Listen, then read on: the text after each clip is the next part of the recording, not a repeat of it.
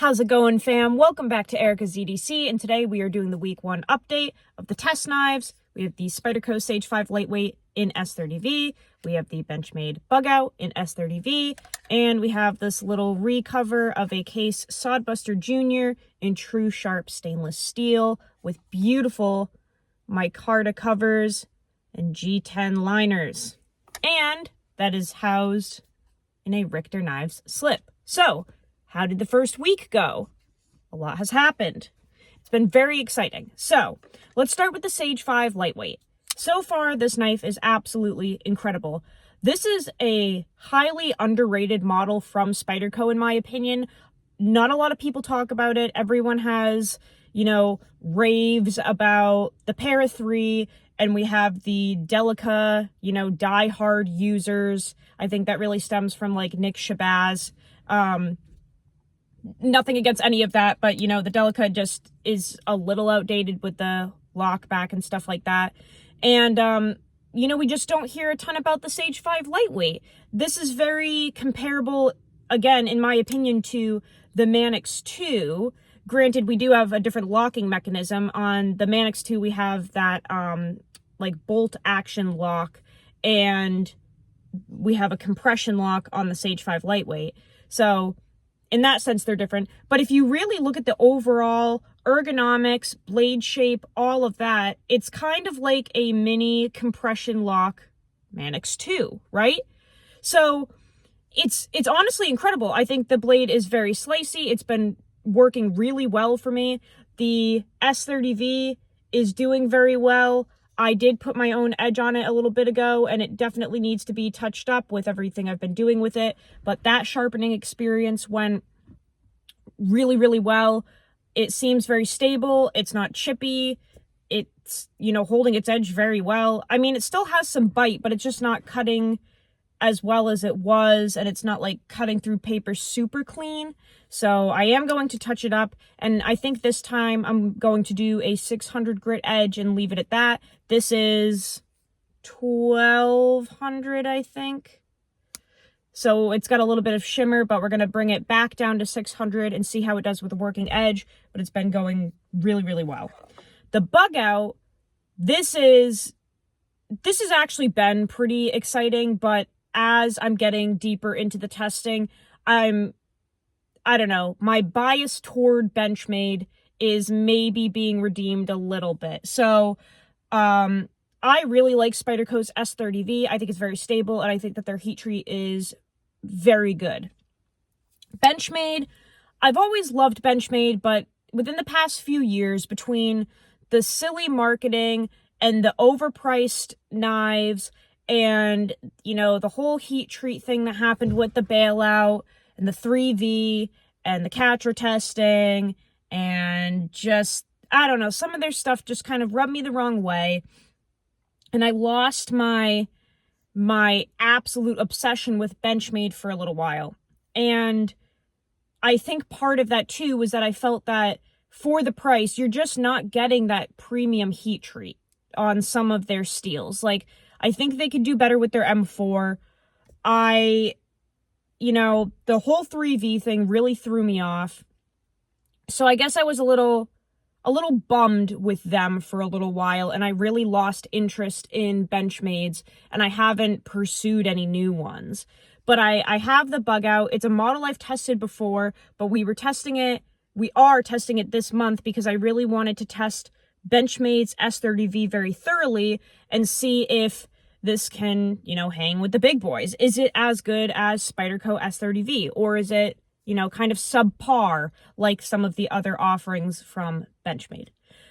The one thing that I observed right from the get-go is that the factory edge was sharp, but it wasn't exactly a nice sharp edge, and it was pretty wonky and uneven. So it felt burnt. There was a micro burr on the edge, and the bevel itself was very wavy. You guys will know what I'm talking about when you can kind of tell that the grinder, it makes those little, tiny waves in the edge bevel, and it makes it feel kind of, rough and wiry and kind of like crunchy.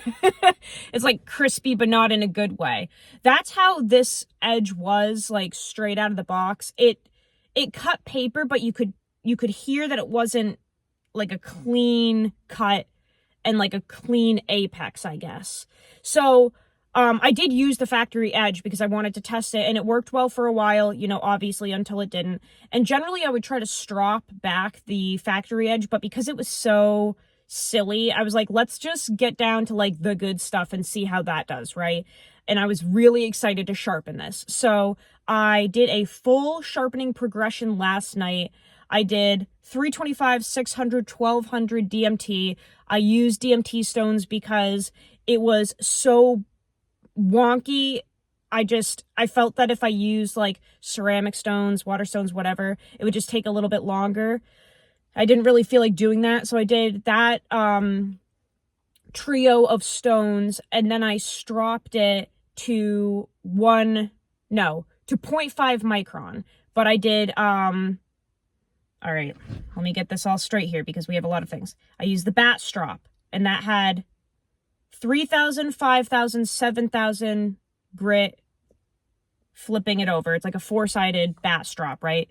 And then it has raw leather. So I did 3,000, 5,000, 7,000, 1.5 micron diamond emulsion spray from Richter, 1 micron gunny juice on a piece of leather from All Things Knives, 0.5 micron gunny juice on suede raw leather from TRM knives.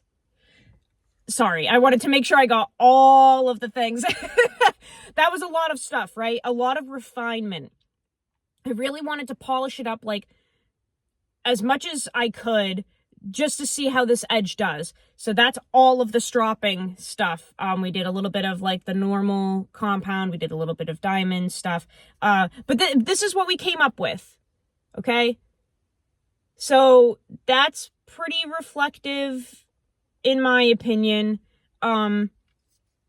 Definitely a lot of stropping. I just really wanted to see how this steel responded to both normal compound and diamond compounds, or diamond emulsion sprays, CBN, whatever you want to call it. It responded very, very well. Like, I feel that this is a nice, pretty even bevel. It is 15 degrees, by the way. It looks good, and it's performing well. I did a quick little clip last night of me cutting some paper with it, but in case you missed that, sorry, this is a little awkward. You guys are like above me. We're in the truck. So it's pretty sharp.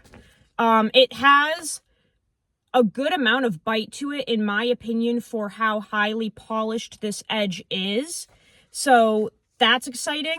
And it felt honestly really good on the stones. Like for S30V, it wasn't difficult to sharpen, but it also wasn't like mushy and easy. It felt like a correct hardness. It felt like the attributes of S30V, you know, intending to be a knife blade steel were there. Ease of sharpening, you know, that's obviously been improved with like S35 and S45 and MagnaCut. So like you can feel when you work with it that like, yeah, this is a little outdated, I guess, because it's not like easy to sharpen. It's not hard. It just takes a little bit of time, I guess. Hopefully this is all making sense. We're getting real nerdy here. But overall, I'm pleased with how it sharpened. I'm pleased with how it felt. I am happy with how the factory pattern removed, how it responded to the diamond stones, how it responded to both normal compound and diamond compounds. I think it did well. Oh, what are we caught on? Sorry. This is a little tricky here. There we go. It's hard filming like above myself. Yeah, so all in all, I'm happy with how it all went. I actually feel that it took a little more time and came up a little more crisp than the Spyderco, which is a little bit surprising to me.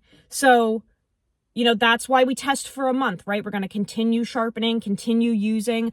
I'm definitely a little surprised at how well this did on the stones and how nice it felt.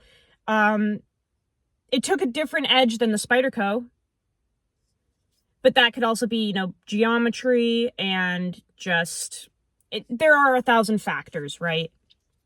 So I'm going to continue testing these. This one will get sharpened hopefully tonight because it definitely needs it. It's dirty. It's just could use a little TLC. But overall, really happy with how the S30V from Benchmade came up.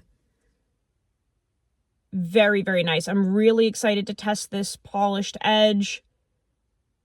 And then we're going to throw it back to 600 grit to put head to head with the Sage5, obviously. But that, I don't know, that looks pretty even, right? For freehand, that bevel looks pretty darn even for 15 degrees. Just winging it. Which means that the steel was nice to work with, you know? Like when you can create a bevel that crisp and clean and even, it kind of speaks for itself in terms of the steel, you know? It was not difficult to do that for me. So as much as I hate to say it, props to Benchmade for giving me a well-done S30V. And yes, I did pay for this. Benchmade, you know, didn't send this to me or anything. I bought this a while ago. I'm just saying, you know, thank you, Benchmade. You might have done okay on this one. Let's touch real quick on this before we go. And sorry for the nerd talk. I'm really starting to get into like the depths of sharpening. I've always sharpened, but I'm always looking to improve. And I'm not great. You know, like I'm just starting to learn, especially about this mirror polish crap. Like it's not even, I don't even need it. You know, I don't need a polished edge. I like learning how to do things, and I want to be able to say that I can do anything from like a working edge to a polished edge, like decently well. So I'm just continuing to practice and practice, but I am not a professional and I am not, you know, great at it. So yeah. Anyway, the recover little Soddy. This is the Slater configuration. So that refers to the micarta with the orange G10 liners. No, I did not ask for it to be named that. My friend Josh just decided to do that. So this is called the Slater. Josh does these recovers for us. And basically you can send him your Sodbuster and he'll throw new covers on it for you. But this is doing really well. The action seems to be going back to being a little bit mushy again. I mentioned in a prior video that I put ultralight KPL in here.